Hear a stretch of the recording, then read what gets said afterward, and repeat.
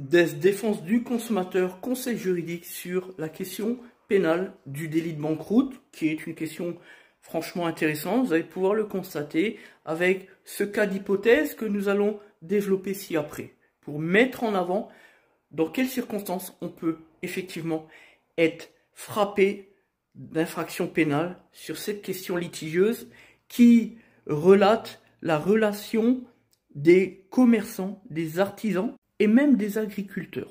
Et enfin, des entrepreneurs individuels. Personne morale comme personne physique. Pour rappel, cette infraction est régie par le dispositif du Code pénal dans son article L.654-2 et suivant. Le dispositif prévoit alors une sanction pénale en deux termes. Le premier, c'est l'amende qui est portée à 75 000 € maximum. Et enfin, la peine d'emprisonnement, 5 ans. Sans préjudice, blablabla, frais et dépenses non compris dans l'article 700 du NCPC, etc., etc. Les dépenses sont payées par la partie la plus diligente, etc., etc. Bref. Et pour scénariser notre argumentation, nous allons reprendre l'alinéa numéro 3 dans le texte en question. Je cite « avoir augmenté frauduleusement le passif du débiteur ». Ça veut dire quoi?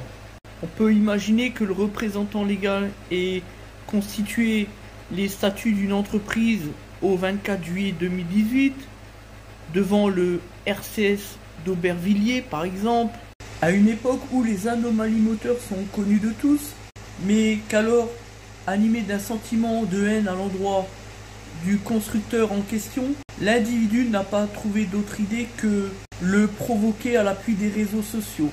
Parmi ces éléments de provocation, on retrouve justement le fait de se constituer un parc de véhicules dont les anomalies moteurs, on l'a dit, sont connues de tous. Et ce, dans le seul but de tenter de déstabiliser, encore une fois, une énième fois, ce constructeur. Donc on achète des véhicules pour ensuite venir dire qu'ils sont invendables, je n'en dirai pas plus. Avec la conséquence de mettre en danger les comptes de l'entreprise, les mettre dans le rouge en situation de banqueroute. La conclusion, c'est qu'on a des véhicules qui sont acquis, qui sont invendables et qui tombent en panne, donc inutilisables dans un sens comme dans l'autre. Et au lieu de se reporter vers d'autres marques, on persiste et signe avec ce même constructeur. Donc là, on a l'élément moral, l'intention frauduleuse de mettre en danger les comptes de la société. Et puis l'élément matériel, c'est-à-dire augmenter le passif de manière réelle. Le délit de banqueroute est largement constitué.